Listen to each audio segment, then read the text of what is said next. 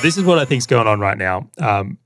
First off, I think that the media space has gotten substantially bigger when it comes to property, right? It's like it's become something where there's just always something new coming out in property. We could go on YouTube or podcast right now, and I'll bet there's a new property podcast, a new YouTube video, whatever it is. Now, in the nature of what media it is, they tend to obsess on short-term things. So whether it's the latest interest rate rise, the core logic report, whatever the government policy change is, right? And then it turns into speculation on to what's going to happen into the short term. And in context of real estate, 12 months is short term. It's tiny. Yeah. Yeah. So we go, oh, there's a rate rise, which, that meeting's probably going to happen tomorrow. It will. And we've done that for 12 months in a row where people actually cared. Yeah. Hugely so. And I'm not discounting that some of this is important, right? These short-term topics very much should weight into decisions. So if you're looking to make a purchase in the next 12 months, what's going on in the next 12 months may affect when and what you purchase. It totally will, right? So the short-term nature of it is there, but it started to become the long-term thinking that comes into what it is to be a property investor. And when you start playing property in the view of winning the short term at the expense of the long term, you lose. You lose in a big way.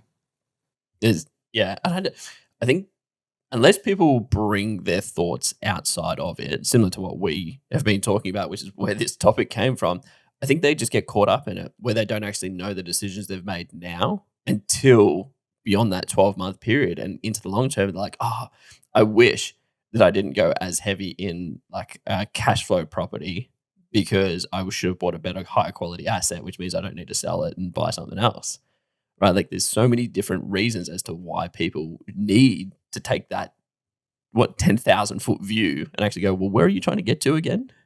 Why are you trying to buy again just for this 12-month view? Well, let's unpack that a little bit further. So I've already blamed the media, number one. All right, because I think they're playing a very important role, both positively and negatively, in the topic of short-term and long-term thinking. I really do. There's a whole bunch of people that are now trying to market time because of this influence. Second one you already brought up is the influence of people in property circles you hang with. So for you and I, if we're having more conversations about short-term ideas, inevitably that's going to bleed into that as well. So for everyone out there that is a property investor, just look at the influence of people around you.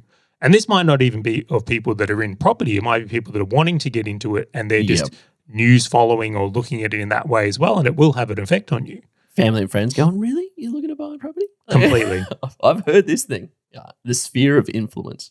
Yeah, completely. But there's this third category as well. And this isn't necessarily everyone, but I do think it is worth acknowledging in the discussion here, is there's a group of people where it's just like they're not personally in a financial position where they should invest in property.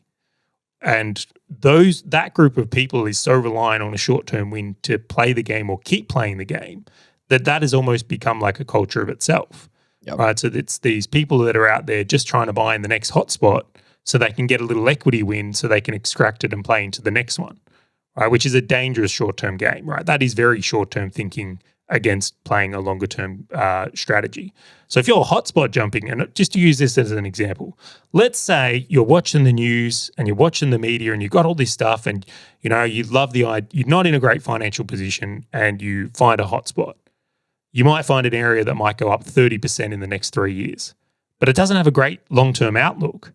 Yep. But on the basis of where you're at, you get into that opportunity, extract the equity and do the next one, but then you're left with a lower quality asset that then has, if you need to get out of, well, you've already paid stamp duty on, you've already done your closing costs and now your selling costs, where yes, you might have had a little win, but you may have had a substantially better win in actually not buying property, getting yourself into a financial position where you can buy a better quality asset that you don't have to sell, where you can really take advantage of the long-term gains that come with real estate, like compounding, right?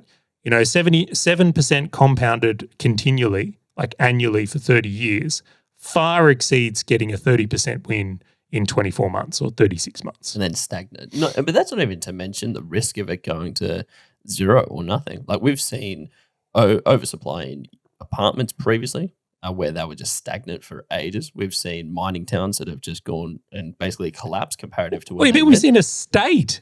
WA basically did nothing for 10 years. I like WA, so I'm trying to be nice to them. Right? I am too. And this is one where you and I are both trying to market time and do the thing we're telling people not to do. But it's like, we love the value proposition of WA. To think that it's not, in a shorter term view, very opportunistic would be negligent. Like, that is our view, and that is obviously not financial advice, but you'd have to be ignorant not to consider these long-term cycles. All right, fellow property investor, if you loved the value from this short video and wanted to know more about how you can win at property investing, check out the full episode by clicking the link on your screen or in the description right now. Alternatively, click subscribe and you'll never miss another one of these videos.